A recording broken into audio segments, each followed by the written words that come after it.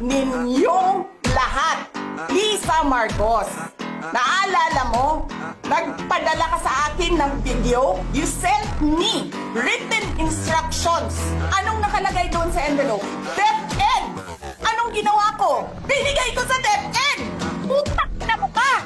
Sasabihin nyo sa mga tao, nakaw yan, confidential funds yan. Niwala nga kayong isang proof na hindi nyo nga nilabas na wala pang confidential funds, meron ng white envelope.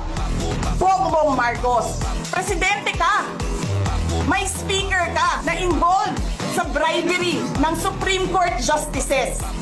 May video, may kaso, may witnesses. Hindi mo tinanggal yung speaker mo. Pinabayaan mo siya abusuhin ang pera ng bayan. Namimigay ng pera na para bang kanya. Martin Romualdez, nangangampanya tayo. Nakasakay tayo sa eroplano. Magkatabi tayo. Nagre-reklamo ka, putang ina ka, walang pera. Kasi, ano sabi mo? Gium-um ni Lisa Marcos o ni BBM ang kwarta.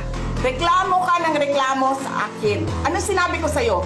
Huwag ka mag-alala. Lahat ng gusto tumulong sa akin, ipapadala ko sa iyo. Kunin mo lahat. Wala ka ng pera. Sabi mo sa akin, okay lang. Pag nanalo kayo, babawiin ko lahat yan. Ang buong akala ko, babawiin mo sa negosyo mo.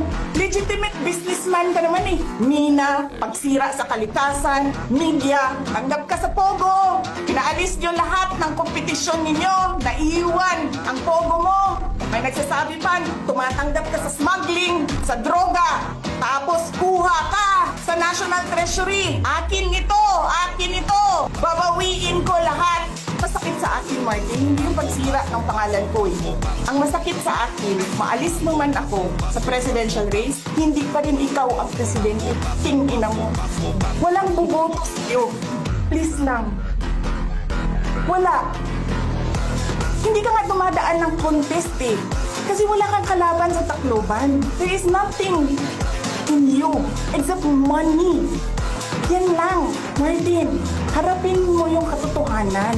Walang walang boboto sa'yo. Senador man, Vice President man, President man, walang boboto sa'yo. Hindi ko nga alam kung mananalo ka pa ngayon sa Tacloban eh. Palamang hindi na. Kasi magnanakaw ka. Hindi ka dumadaan sa audit. Milyon-milyon, buwan-buwan. Certification lang ng congressman. Alam nyo, bakit alam ko? Kasi may MA din ako. Pero sa amin, sa akin, nire-require ako ng resibo ng COA. Pero alam ko, certification lang ang kailangan. Pero nagko-comply ako. Bigay nyo lahat ng resibo. Wala akong corruption case. Sinasabi ninyo, nawawala ang pera dahil may notice of disallowance. Ano ba ibig sabihin ng notice of disallowance doon? Kulang yung mga papel ninyo. Kasalanan ko ba yan? Galing sa field ang papel. Hindi naman ako ang gumagawa ng papel eh. Walang nag-audit sa inyo. Sino ang nag-audit ng confidential funds ng Office of the President? Wala. Huwag kang mag-alala, ma'am, sa security ko. Kasi may kinausap na ako na tao. Sinabi ko sa kanya, kapag pinatay ako, patayin mo si BBM, si Lisa Araneta, at si Martin Romualdez. No joke. No joke. Nagbilin na ako, ma'am. Pag namatay ako, sabi ko, huwag ka tumigil hanggang hindi mo mapatay sila. And then he said yes.